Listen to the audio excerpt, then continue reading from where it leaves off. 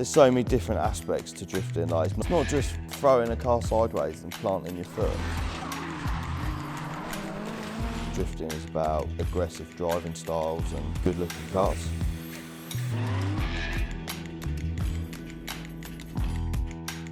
The culture of drifting is all about getting involved, and if you're there just for yourself, like your ego, you're in it for the wrong reasons.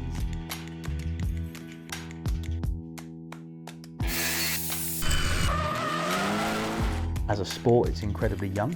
Just having talent doesn't seem to get you anywhere. In the UK, there's not the backing for it, and I feel that actually brings more out of the people involved, because they're not being handed that opportunity. They're fighting for it, working for it, time and time again.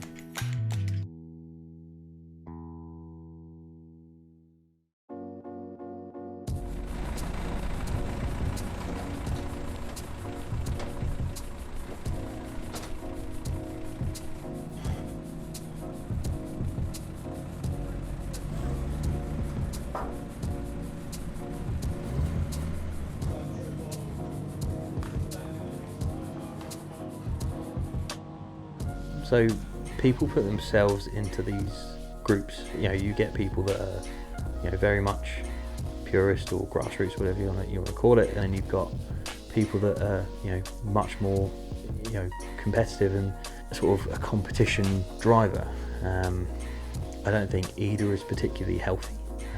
People saying that, I don't like competition because XYZ builds are rubbish, the looks of the car's rubbish. I get that, but that's down to personal opinion, personal taste. What people build is still incredible. It just may not look the way that you think that a car should look, but that's the way that they do.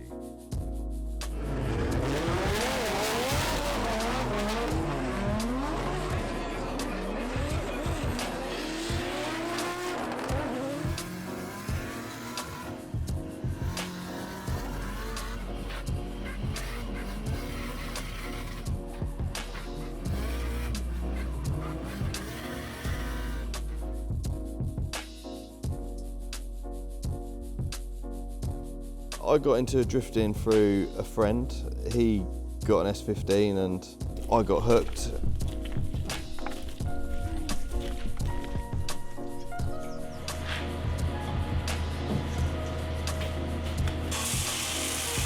Because I'm a farmer and we lamb sheep, I've been going off to drift days, and my partner's been at work lambing the sheep. Sacrificing time with her, she doesn't like that. You have to put a lot of time and effort in on weekends, getting the car ready, prepped, changing tyres. Yeah, owning Nissan drift cars is a bit of a love-hate relationship, really. They take a lot of time, they're quite expensive, they break a lot, but the enjoyment you get out of them when they're working is awesome.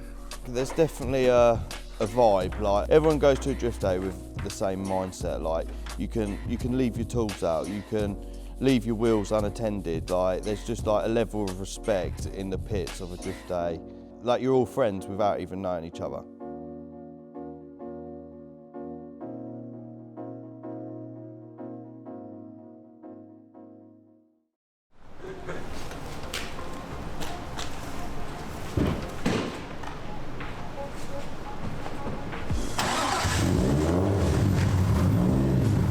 After doing this year in Drift Cup, I've got the bug.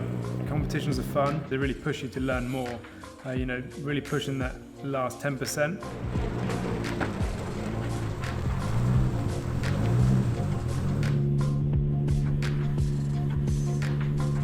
So competitions definitely have their place in drifting. It gives the outside world a view of drifting that's much more polished. So I've competed in the British Drift Championship, earned my pro licence in 2015. At the moment I'm a judge for the British Drift Championship and Drift Cup. Depending on what stage of the competition you are, we're looking for various things. We'll predetermine like a set line for the drivers to follow, using inside and outside clipping points. People that achieve it, people that don't, and that's what sets the drivers apart. Driving style is taken into account. Someone can go and put down a technically proficient run, but it'd be quite boring to watch, and then someone can come out with making a few mistakes, but it being, you know, fantastic to watch. So there's a lot of sort of personal opinion on top of a set amount of criteria. Competition definitely gives people more of an ego, like they feel like they need to be this extra big person and a bit more head in the game. At the end of the day, you're there to do a job, and that's what ruins competitions in my eyes.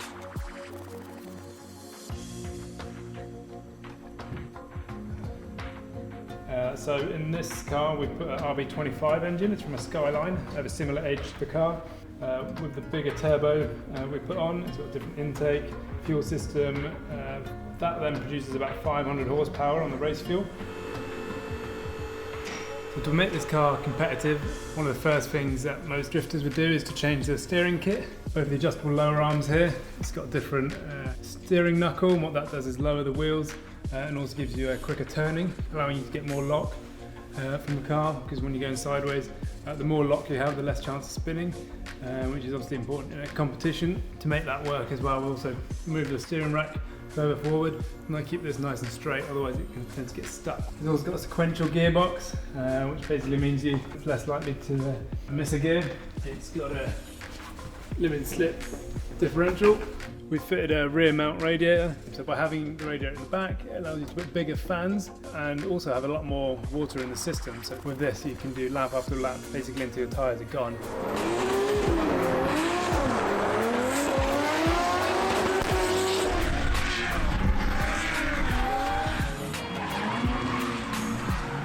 I like competition driving because I like the pressure. I like you've got to get it on the line. You've got one or two shots to do this. Grassroots style events are good for drivers and they're good for people that want to learn, but it's not the same sort of show as a competition event.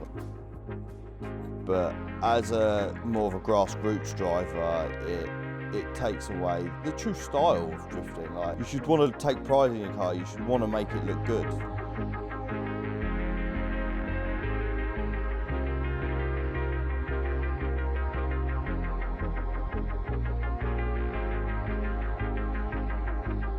As you see, the car's pretty low compared to a competition spec car, but I'm not trying to make the car work as best as it can. Some people would say it's too low and too this, it won't work properly and blah blah blah, but I'd rather it look better. So the engine is a 2 litre 4-cylinder turbo, makes 360 horsepower. That's more than enough, I feel. Like, I don't think you need personally 500-600 brake horsepower to just go sideways. Like, you can be just as fast in something that's just nice and simple. Doesn't cost super money with tyres because it doesn't smoke them in like a lap. A decent grassroots event, you can go out, train with 5, 6, 7 cars, however many cars you want, and have a proper good time with your mates.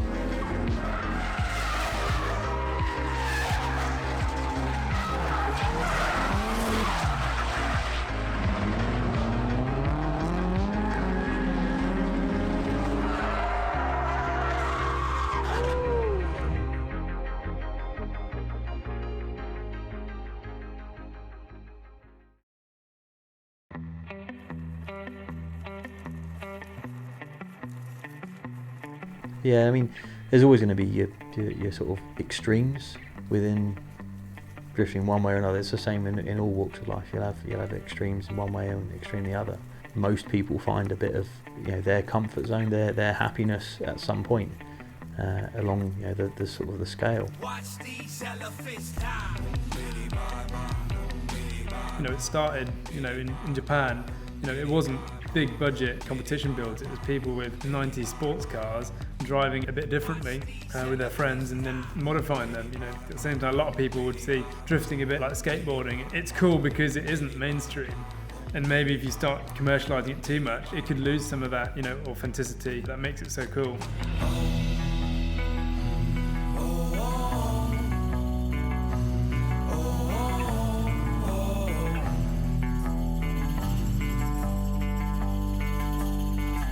You look at Animal Style, you look at Low Origin, and they are just, in my opinion, trying to be the UK and American counterparts to some Japanese drivers that are just being themselves.